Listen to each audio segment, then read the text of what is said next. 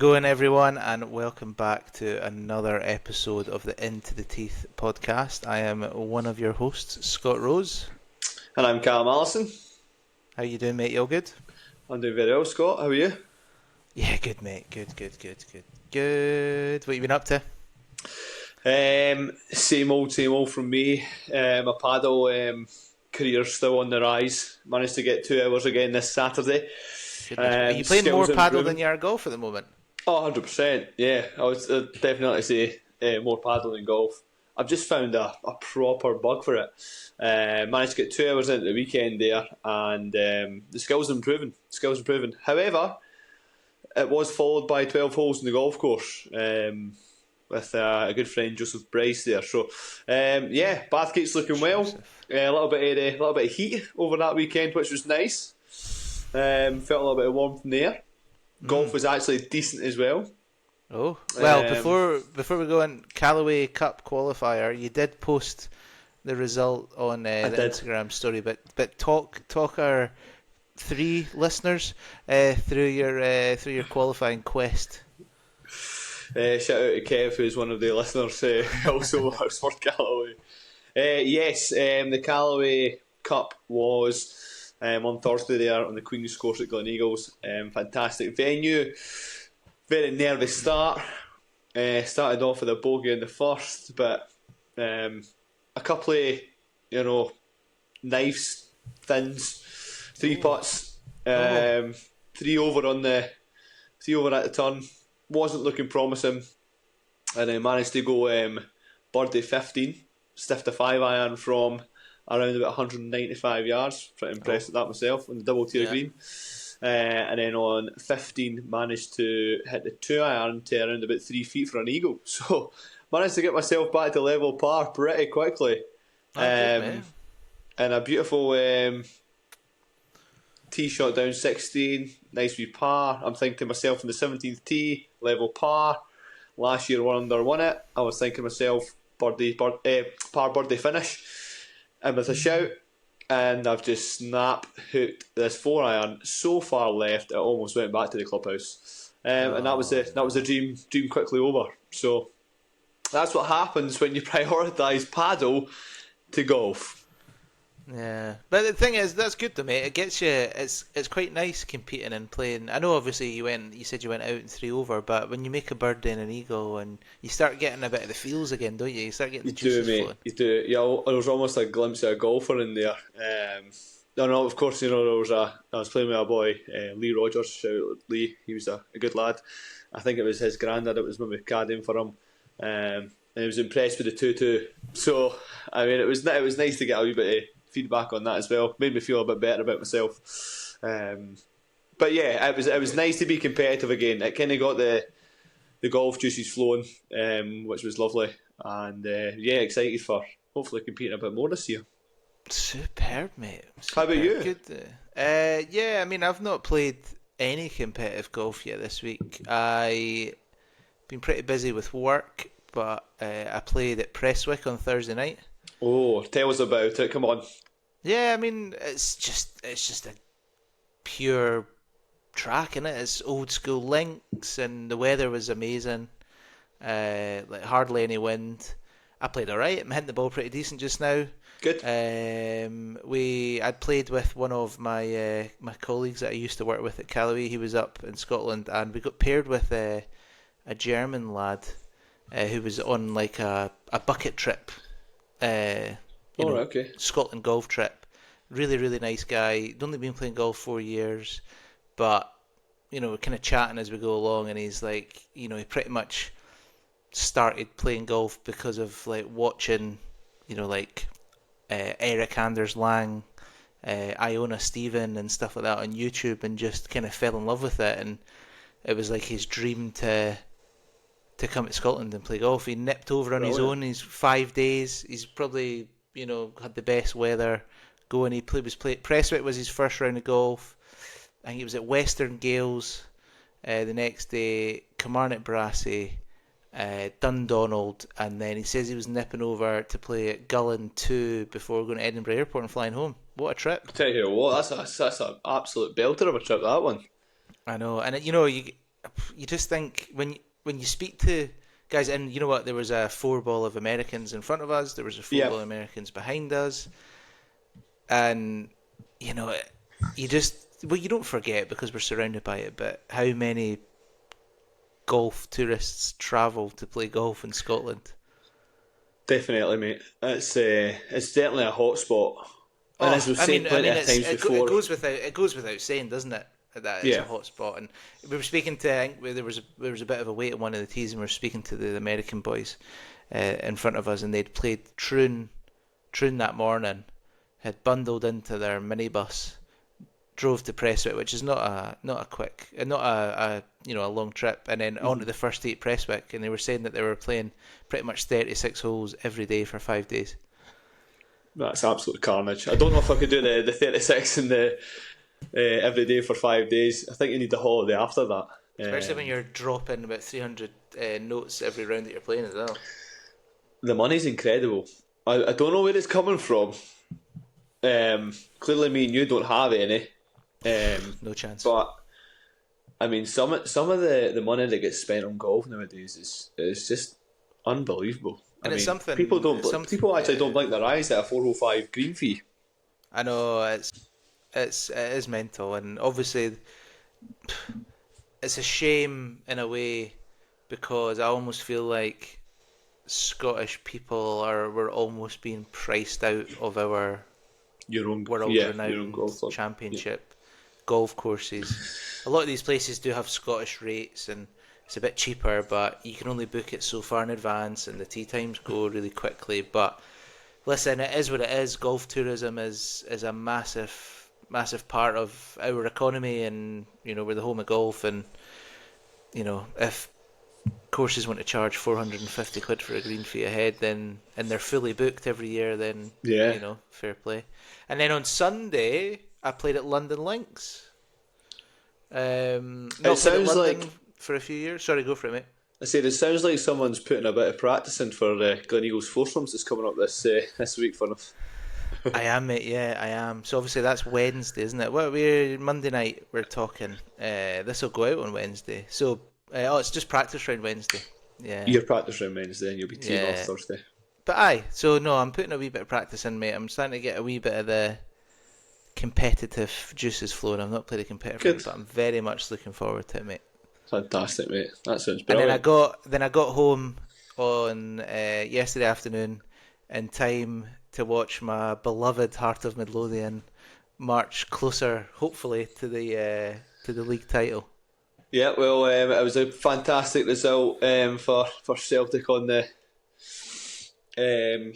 was that the Saturday? Yes. Yeah. Fantastic 3-1 win against Falkirk there, and then also a fantastic result for Rangers, for all our Rangers viewers as well on the Sunday yesterday. Motherwell rising to the top in that game with a 3-2 victory. So I tell you what, it's very, very close. It's an entertaining finish to the season, if anything. I've followed Hearts home and away, not so much in the last couple of years, but pretty much for the last however long. And I was saying to one of the boys, as a mate, first time in my lifetime that we've been in a title hunt. I've only seen us win the Scottish Cup 3 times. Yeah. It's unbearable. Yeah. These are close, mate. That's the thing. These are so close. It's a tough run of games. Obviously coming to the end of the season, and time will tell. But I'm excited to watch the next few weeks of football. It'll be fantastic. I know, and you know what? Football was probably always my first love. So yeah, always. It's my son. If my son only sees one league title in his lifetime, and it's when he's 5 months old or 6 months old, I'll be absolutely gutted for him. You'll just need to take some photos for the memories, Scott. Take some photos for the memories, mate. Anyway, shall we get on to the golf? You go for it, mate. There we go. That's what we're here for. So we had the Zurich Classic, New Orleans, TPC, Louisiana, on the weekend there. The Fitzpatrick brothers, rising to the top.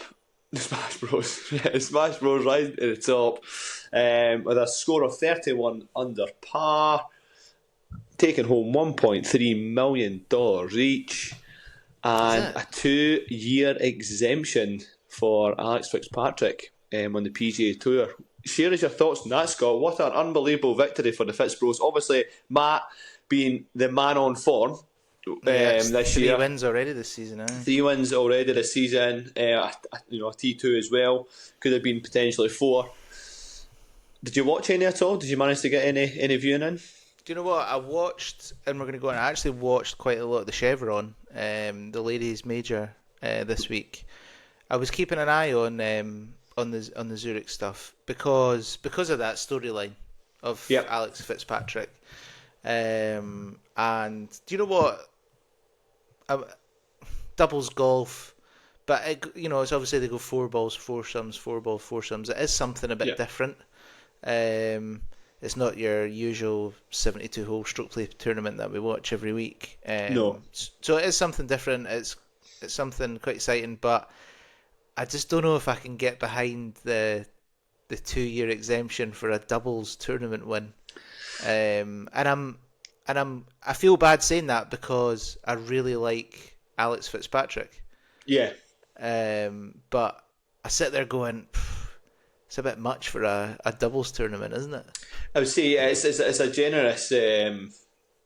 generous prize, but I mean it's massive for these players. If you get a player in the DP World Tour who hasn't quite managed to get their card, if they pair up with someone that's on hot form and they manage to get the win, if you think of Alex Fitzpatrick and Matt now, travelling the PGA Tour together, living together, family out there together. That's phenomenal for them for the upcoming years. And there's an argument to be made that Alex might have got his PGA Tour card anyway because he was sitting sixth. He was sitting sixth in the race to Dubai. Obviously, that would only be a 1-year card. He now has a 2-year exemption. He also gets into the PGA Championship. He gets into the Cadillac Championship, which is next week. He gets into the Truist. He gets into the Memorial, the Travellers, and he gets into the Players next year, which are all signature events. Yep. So that is massive for him. Absolutely massive. It is indeed. It was a good watch actually. I've got some of the scoring here. So obviously first round, day 1, 4-ball, 8 under. So quite a fast start, establishing themselves early on in the round, in the tournament. Day 2, foursomes, 7 under. Kind of separating themselves a little bit from the middle of the pack. 7 under foursomes is good, eh?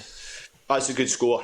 I don't know if many of our listeners have played that before, but it's not an easy format, and I believe that's what you're playing this coming week as well. So I don't think me and my foursomes partner will be shooting 7 under par. That's for sure. You what, yeah.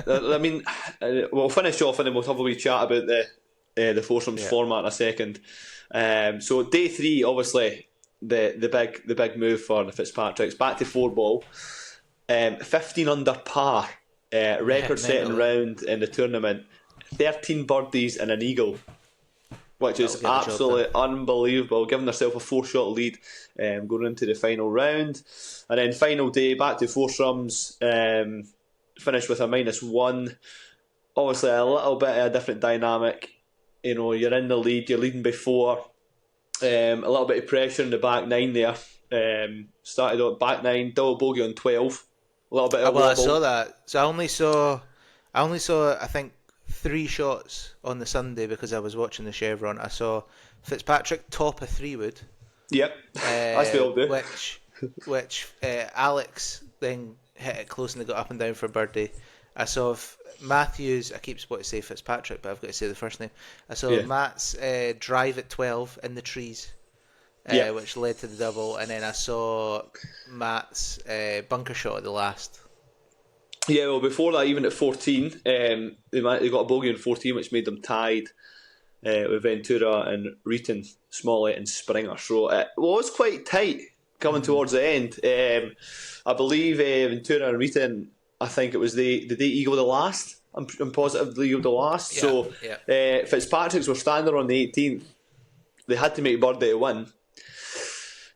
Matt stood up and hit an absolute perfect drive down the middle of the fairway.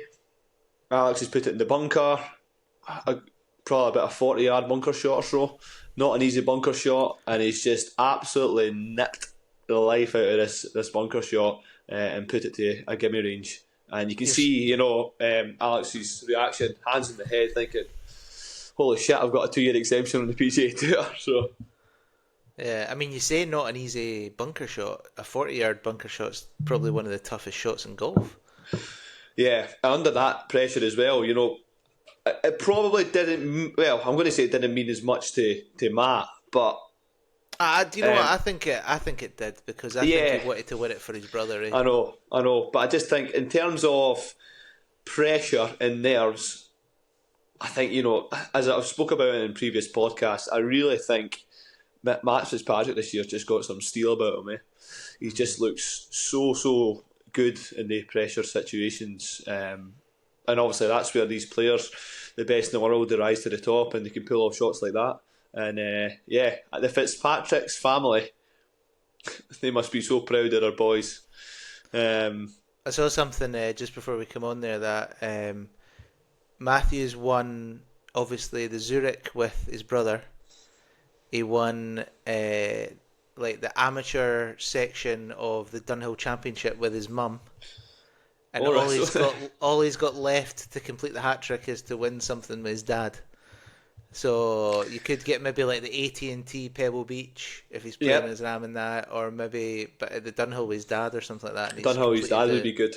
Completed the hat trick. There we go. That's not a bad statistic there. I was trying to think. Right, sorry, I was trying to think. I played on Sunday with Pete Whiteford, a good mate of mine who is on another podcast, and we were chatting about the whole exemption thing, and we were thinking, what is it?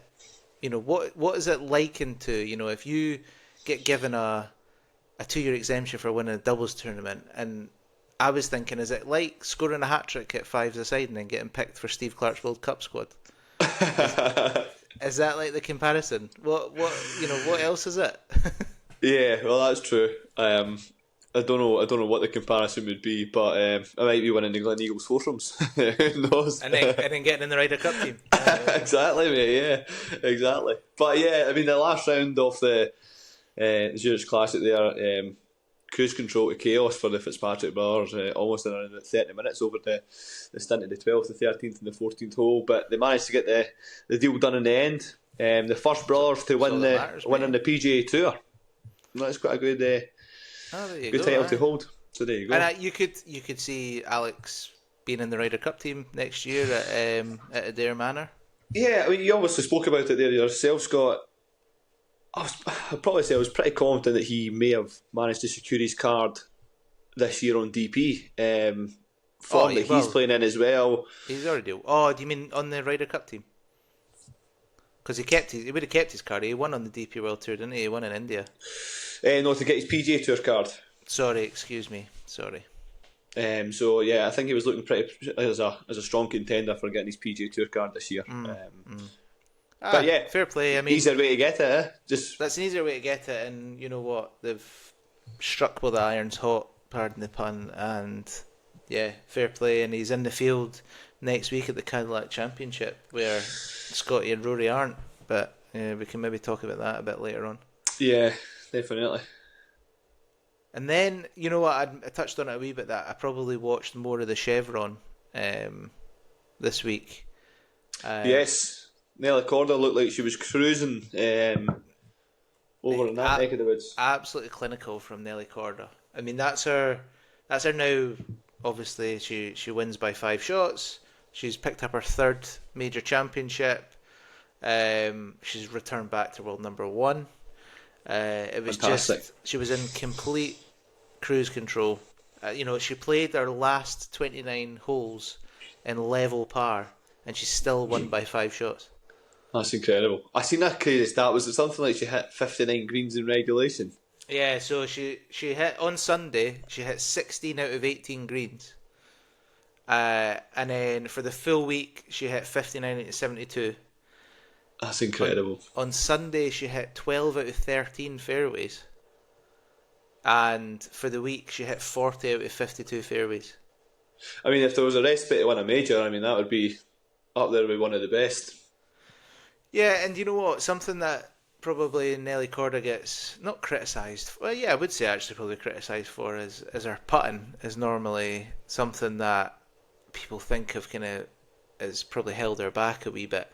And she didn't really putt great, but when you ball strike it like that, it's kind of like, you know, the old, and I touched on it a little bit actually when I had the interview with the putting specialist Ross McLeod. You know, the whole drive for show, putt for dough, statistically now is completely wrong.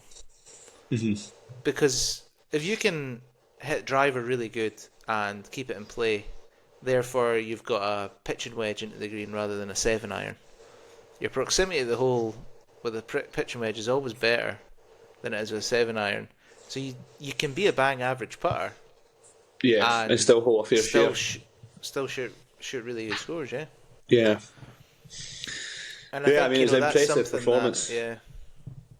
Sorry, mate. No, I'm just saying it's an impressive performance. 3 majors now.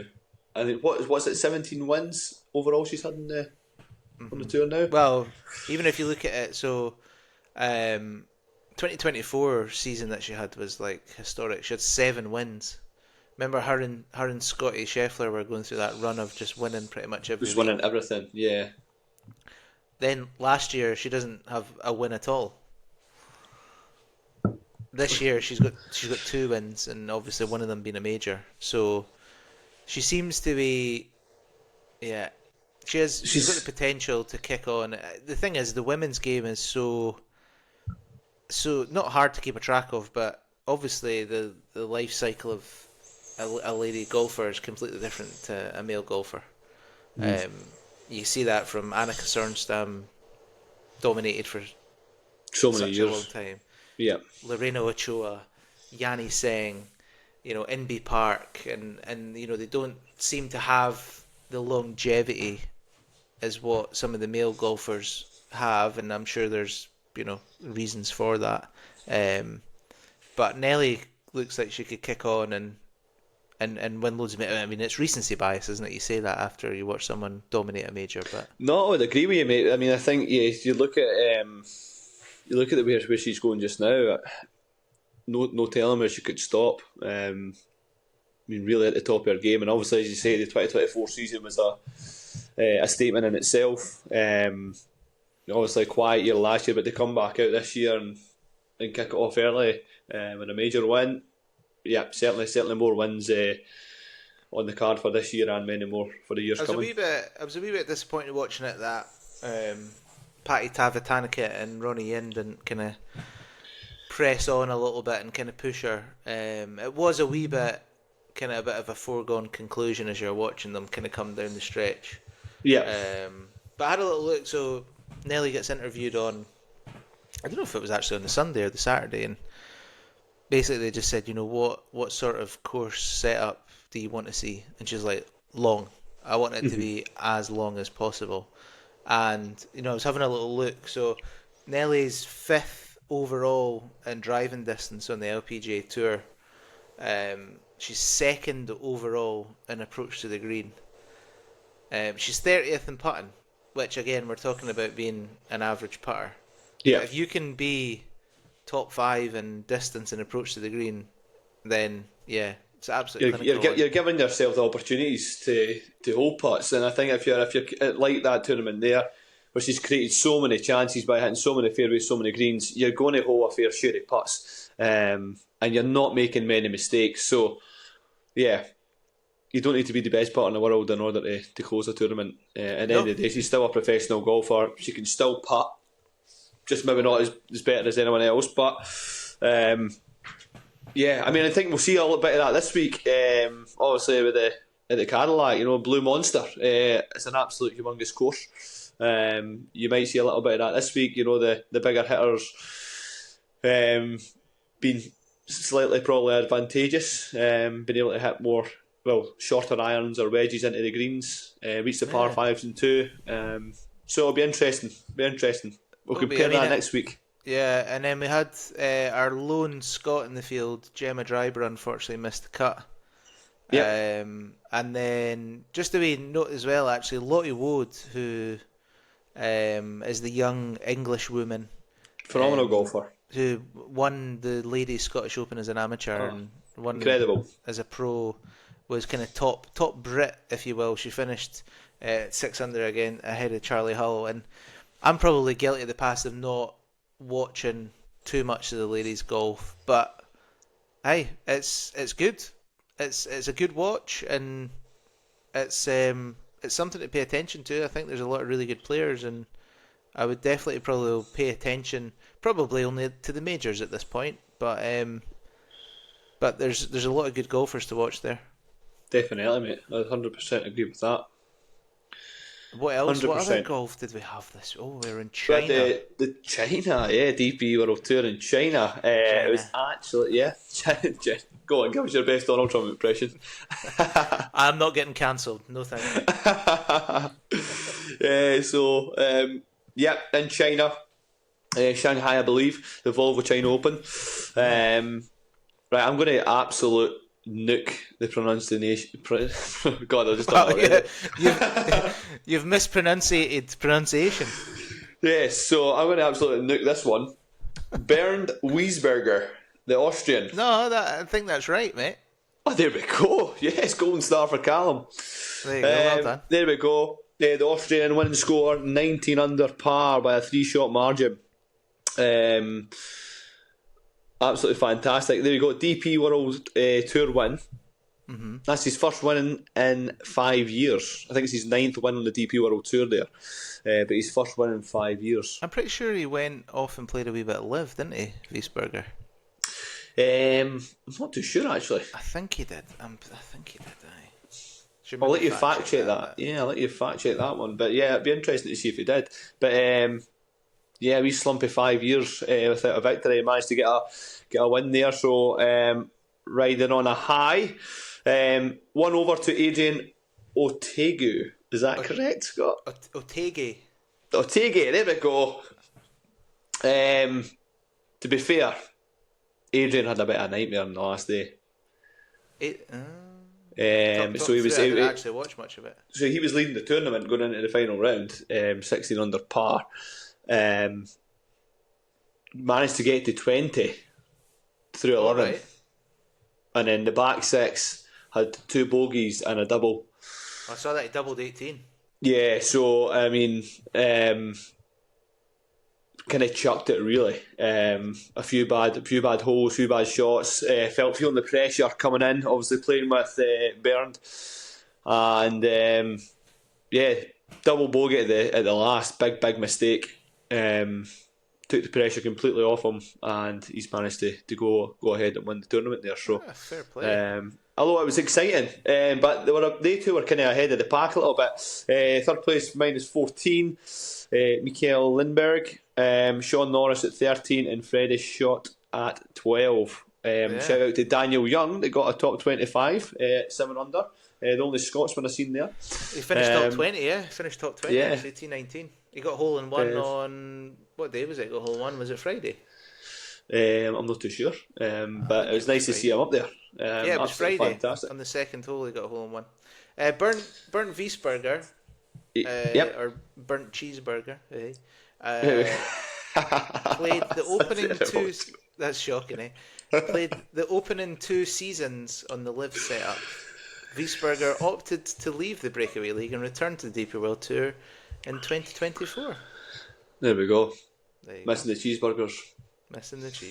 But yeah, China's, or when it goes out to kind of like Middle East, Asia, it's always quite hard to watch, isn't it? It's always dead early in the morning. Yeah, the course looked fabulous, but the setup looked pretty nice. From what I've seen of the highlights of it, it looked quite nice. But yeah, I mean, these names for me are getting harder and harder to pronounce. That's going to be the hardest thing about doing this podcast going forward.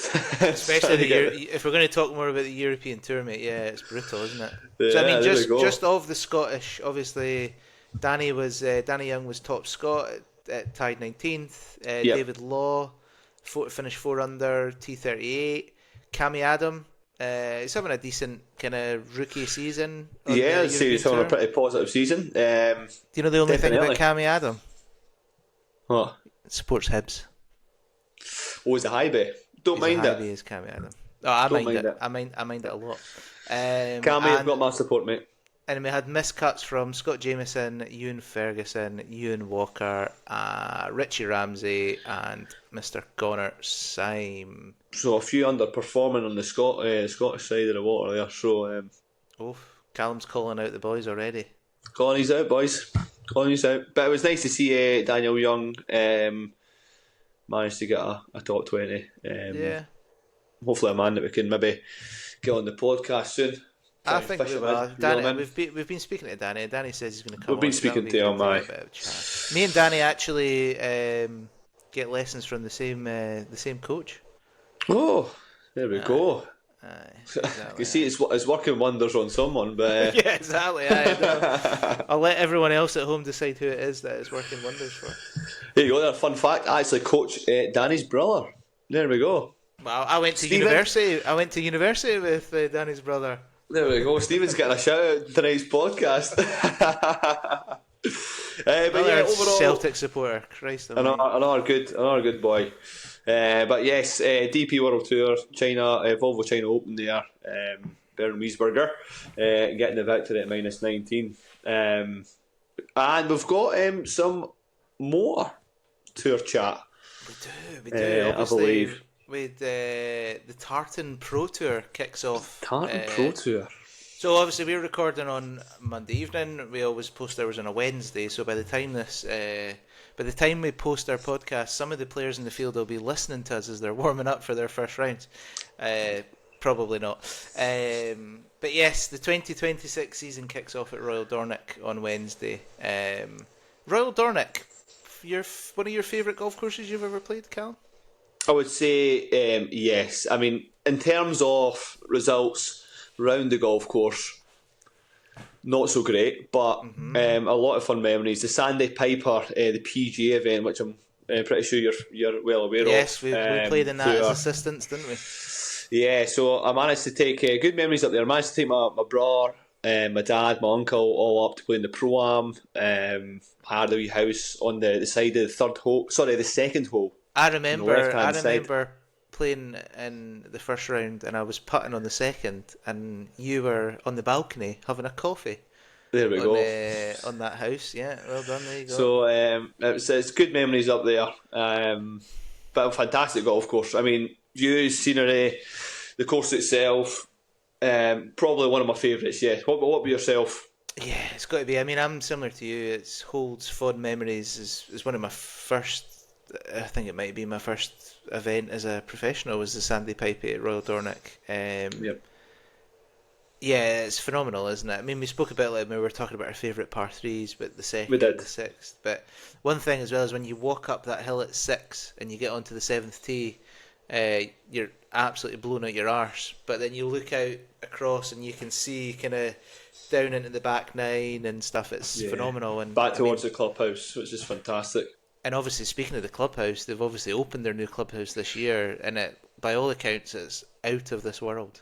Well, that's one sore point that we obviously are too old and too qualified now to go to back up and play in that event. And I've not seen the new clubhouse yet, which I am desperate to see. It looks fantastic. I've heard they've spent an absolute fortune on it as well, over £2 million, I believe. Oh, I think it might be more than that. It ended up being more than that, yeah.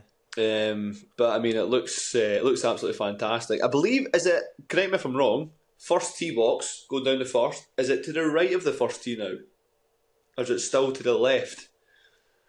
Oh, I think it's behind. So if you're looking down the first, I think it's a bit behind and to your right, I think.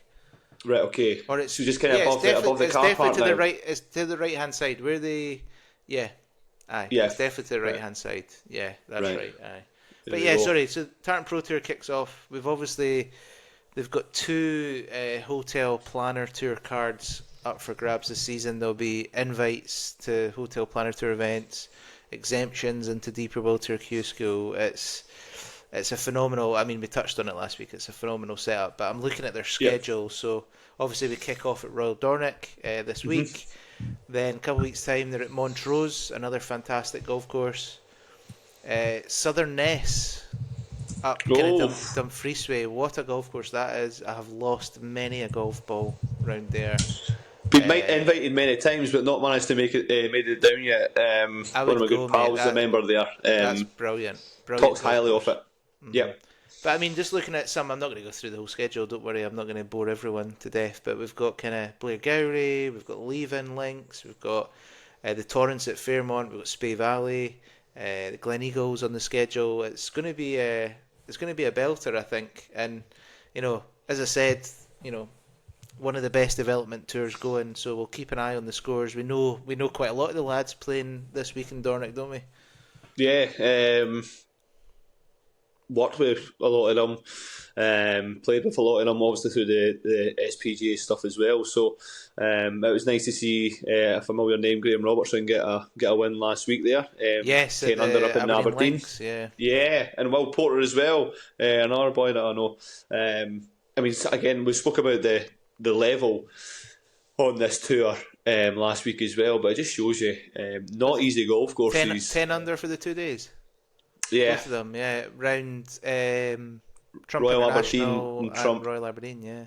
Yeah, so I mean, 2 tough golf courses. I mean, phenomenal scoring. Really puts into perspective how shit I am at golf. No, come on now, come on, you're fine. But yeah, no, I think we'll be keeping an eye on that. Hey, if you're listening and you're up that way, get yourself up there and go watch some golf. Definitely. And then we didn't have a massive amount of news, but there was a bit of Ryder Cup chat. There was indeed, yeah, floating about. But the big thing was probably the ticket prices and people going absolutely apeshit over that. I mean, the only Ryder Cup I have ever been to was obviously Glen Eagles. Same as me. That's the only one I've managed to get to. I can say that I didn't pay for a ticket. Neither did I.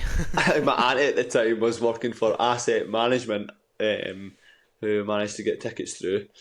But yeah, I mean, you look at the last time it was in Europe, which was in Italy, it's almost doubled in price.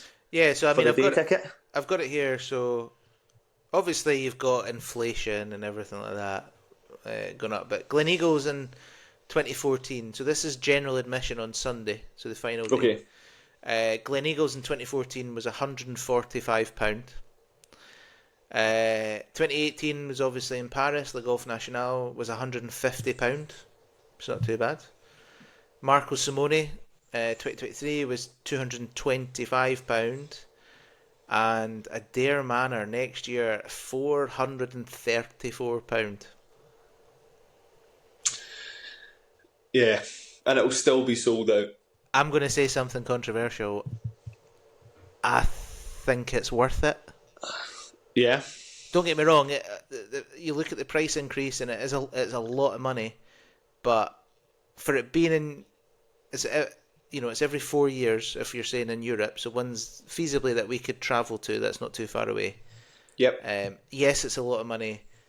But if you could say I could go to the Sunday of a Ryder Cup in Europe and it was only, I say only, it's still a lot of money, but I would pay that personally. Well, listen, we're lucky because being in the UK, it's obviously just a hop and a skip over the water. So it's probably, in terms of being in Scotland or England, it's probably one of the easier accessing venues for us to get to. So if you get the ferry over or a flight over, pay your £450 for a ticket.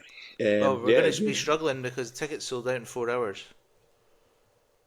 Well, it just shows you how in demand they were. But I'm looking at, sorry, I've got the other pricing here. So, general admission, so just your bog standard ticket from practice days, Tuesday to Thursday. This is in euros. It's €89. So what's that? It's about 80 quid, 70. 80 quid, aye, probably about 80 quid. Yep. Obviously, you've got your Friday to Sundays, $499. You've got basically to get your week ticket from Tuesday to Sunday is €2,000. That's a bit punchy. That is a bit punchy. Don't know if I'd be going for the week, personally. No, I think the week's maybe... you hardly get to see any golf. Yeah. I think it's nice to go for the day experience, but for standing there for the week, I don't know if that would kind of kill it. Same as you, the only Ryder Cup I've ever been to was Gleneagles in 2014. I went on the Sunday.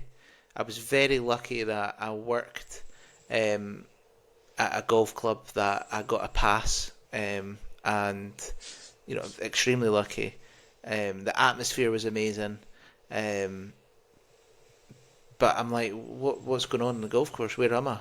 Like, there's something to be said. Again, I'm saying, I'm speaking out of two sides of my mouth because I've said that I would pay £500 and go watch it, but you don't get to see that much golf, do you? If you're wanting to sit down and really soak it in and know where everything is, then, yeah. It's again, it's one of the ones. It's nice to be there, just to get in the atmosphere, and if you're there to witness a few of the shots, I remember witnessing Garcia's shot on 18 over the grandstand on the green, and to see that in person was just incredible. Because from where you're obviously standing viewing that, the shot almost looks impossible, and you just see this ball come out of nowhere. I mean, it's more atmospheric, I think, if you're going to it in person. But for golf viewing, you're better sitting next to the TV. I remember being at Gleneagles. I remember being at whatever the game, either behind or 2 games behind Jamie Donaldson was. Someone, I cannot remember who it was. It might have been Justin Rose. Had a putt to win the Ryder Cup, and I'm stood next to like these young lads, and the boys are like, if he holds this, we'll storm the green. If he holds this, we'll run on the green. I'm like, all right. Anyway, he misses the putt. So then everyone's looking at the leaderboard, and they're going, right, Jamie Donaldson, he's the one that's going to win it against Keegan Bradley. So everyone rushes to that. By the time you get there, it's done and dusted. It's done and dusted. Yeah, it's done and dusted. But a fantastic experience. And then obviously the US I don't know if they've officially announced, but they've pretty much announced that Jim Furyk is going to be returning as captain for them in 2027. Yeah, so what's your thoughts on that one? Obviously, previously he was captain in 2018 in France, suffered a heavy defeat. A captain with lots of Ryder Cup experience, played in many of them. Doesn't have a great track record. I think there you go, 34 matches, only winning 12 points. Not an amazing track record. But not many people actually play in Ryder Cups, do they, in the grand scheme of things? But there you go, that was his part of the 2 winning teams that he was in. It was 1999 in Brookline and 2008 in Valhalla. That was his 2 that one, 2008 Valhalla, that was Nick Faldo was the captain that year. That was fucking tragic. Oh, your favourite my favourite man. What would you call him? A walloper, I believe. The less said about that, the better. But I mean, what do I think about it? I don't know. I think Luke Donald has set the standard of what a Ryder Cup captain should be so high that anyone that the US picks, to me, just looks second best. Yeah, I would 100% agree with you there. I think obviously going back to a previous captain, when they've had a defeat in Europe, he's obviously Jim Furyk's witnessed that. Kind of seen how the Europeans played, their tactics. Do you think that kind of gives him an advantage? Obviously, being back in Europe, or having been a captain in Europe before. No, do you think that not an advantage over Luke, but just an advantage over anyone else that was due to be picked? The only thing that you've maybe got an advantage in is, the captains and captains' wives have got quite a big responsibility in organising a lot of stuff.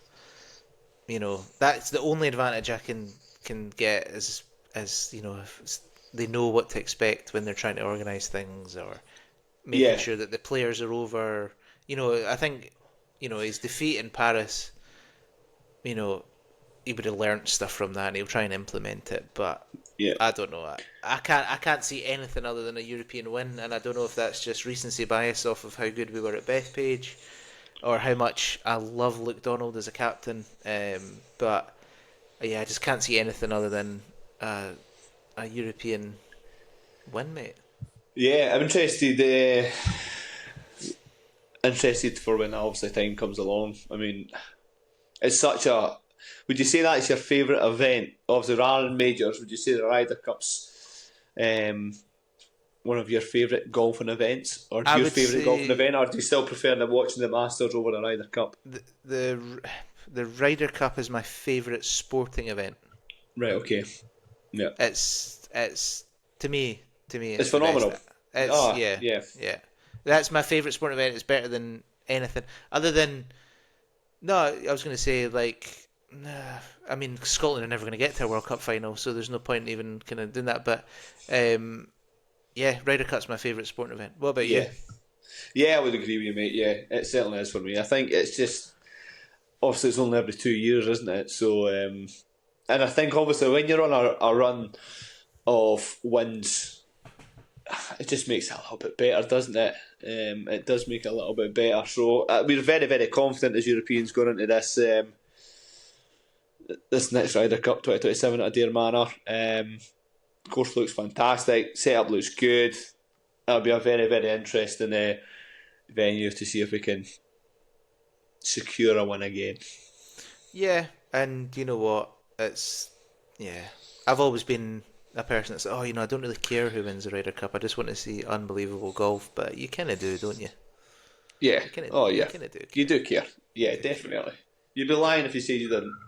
Yeah, exactly. So, I don't know. I think I might have applied for tickets for this, but obviously I didn't get them because I didn't get an email asking me to buy them. Well, I actually have stopped applying for tickets for the Open and whatever else, etc. Because if it's anything to go on my betting luck, I have zero. So we've not spoken about that. Who was the money no, on this week? let's not speak about that. Come on. We are currently 100. We are currently in the negative by £117. He's certainly going anywhere. So at the moment, we ain't going anywhere. I picked the Gala and Aaron Rai. Oh, which I thought was actually a good pick. I thought two guys that are pretty steady, make playing a lot of birdies between them. Good for fortunes. But it just didn't. Yeah, I thought it was a very steady pick, mate. I thought it was a guaranteed top 12, which I had them in. But no, it just didn't quite get it going as well as ours. So, another week in the negative for the boys. Getting tough. The trip to Augusta next year is looking unlikely. Bath Gusta instead. I tell you, if it keeps going this way, it won't be going out at all. Exactly. There we go. And then really, there was only one other really bit of news that kind of dropped today was Justin Rose. Big equipment news. Yeah. Joined an F1 team. He's officially signed as the global ambassador, and I think he's an investor in McLaren Golf. There we go. What's your thoughts on that then, Scott? Oh, sorry. Bet you to the punch it. I don't know. It looks to me like at the moment he's only playing irons. I've had a look. He'll probably still have his Vokey wedges. I think he's got a Callaway driver, Callaway Mini, stuff like that. So I would say at the moment he's only using the irons. The only thing that worries me is he's kind of done this before with Honma. Yes. He signed that massive lucrative deal. It went completely tits up. He got out with the deal after a year, and there was a big legal thing. The only difference I think now is apparently Justin Rose has been really, really involved in the design and the engineering of it all. Yeah, I think that's probably he's learned from his mistake with Honma, and he's decided to go back, try it again with a different company, but obviously being hands-on with an engineering team and being able to put his own voice and his own mind onto that creation and design as well. It makes a big difference. It means you can trust the technology a bit better as well, knowing that exactly what you're playing with and how you've had a wee part to do with the design with it as well. So hopefully, who knows? That might just be a wee bit of tongue in cheek, isn't it? That he's been involved in it, but do you know what? It's another manufacturer, another OEM into the spin. I don't know. I think they're announcing on Wednesday night. I think how they're going to approach the the retail space. So I'm really interested to see where they pitch. From that point of view, obviously I've got a wee bit of skin in that game. But the chat is that the irons are maybe co-made by Mura, which Justin Rose had Mura irons before when he was a free agent. So yeah, it's interesting. I think the bag looks class. The bright orange like the jumpsuit. I think why not? I like it, definitely. I think marketing wise it looks good. What price do you think these irons are going to be in at? That's the question. You think of your Honemas, your Muras, I can see in ballpark region, it might be 2,000 plus. I reckon a set, so 7 irons, so 4 to wedge, I reckon it'll be 1999. Yeah, I think it'll be around about £2,000 mark easily. It's either going to be that or it's going to be astronomical and it's going to be $4,000 or something. Yeah. Now, $2,000 is quite expensive for a set of irons. So, but yeah, it could be that. It's interesting, mate. It's other people have kind of tried it. Bentley, yeah, I think Bentley done golf clubs once upon a time. Once before, yeah. Fell flat on its arse. Red Bull have done like a collab with TaylorMade, so it's completely different. But it gives us something to talk about, doesn't it? It keeps us in a hobby. Listen, this might be the secret to Justin Rose eventually winning the Masters. So we might be thanking McLaren and this time next year. That's the only thing I've seen some people saying, what's the one thing you do after you've nearly won another major at 45 years old and you're playing the best golf of your life? Is you change equipment. It's It's yeah. I think Justin Rose is a character, but obviously I pulled the plug on Honma. If it's not working, I think he would pull it. And I don't know if that's maybe in the contract this year. If he's an investor, he's got skin in it, hasn't he? Yeah, but he may have a clause in his contract this time to say different. Because he is. I mean, he's again one of the most consistent top performing Europeans. So it'd be interesting to see how it goes. And I just saw, before we press the record button as well, I saw Ian Poulter is also playing the irons. He's a big car fanatic, but Ian Poulter, isn't he? More of a Ferrari man, I thought, but there you go. Yeah. But hey, 2 minutes. Something to talk about. It'll be interesting to see how it all goes. Yes, it will be. It will be indeed. And I think that is. That's podcast number 8 completed. I think that's it, mate. I think we should get out of here and get going.